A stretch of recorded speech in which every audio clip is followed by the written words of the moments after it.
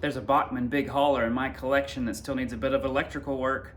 Let's take on the rest of the rebuild here in part 2. The question remained, how am I going to make the smoke unit and the front headlight work again? The new chassis that Bachmann sent came with a more sophisticated control board and with separate plug ports for smoke and light that you see here.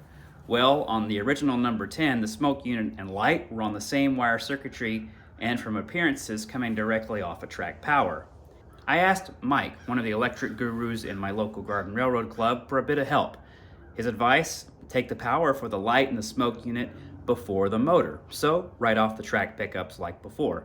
It made sense since my only goal was to simply make the light and smoke work again, and this would closely match the original wiring arrangement on the engine as it was manufactured. But I had one more choice to make. Either cut the pickup wires and splice in the dangling black and red power wires from the shell there, or, more risky and maybe a bit fancy, solder directly to the board, paying close attention to the circuitry there to not mess anything up. Thankfully, Mike gave me the hint on where I needed to look. Here for negative, and then following a very short trace for the first stop on the circuitry path at this pad. I have plenty of these J2 plugs on stock for future lighting projects, and with these plugs, I could easily separate the shell from the chassis for further maintenance in the future. So the plan was set, along with a real test for my novice soldering skills. Or is it soldering? Soldering. I'm sure somebody will correct me in the comments. The first spot was the black wire side of the board.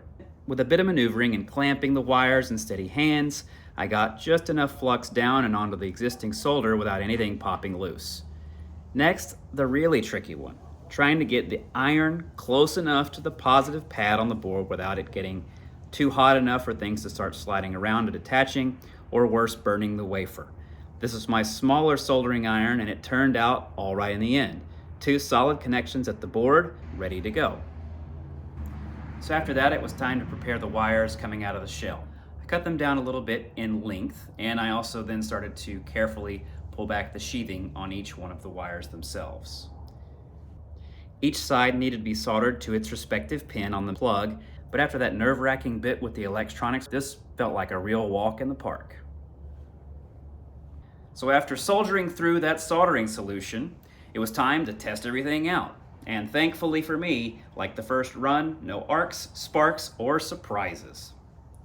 The rewire was not that bad after all. Yes, I did give up a bit of prototypical functionality. For example, the light will still burn in reverse, which isn't exactly correct on full-size operations. The only thing I could not figure out was the simplified static chuffing mechanism that you find on these older big hauler tenders. I tried everything from jumping the circuitry and adding batteries, all sorts of stuff, but nothing really seemed to work. So for now, I'm just going to put that aside in favor of other projects and also look forward to the day when I can add more advanced control and electronics to this locomotive.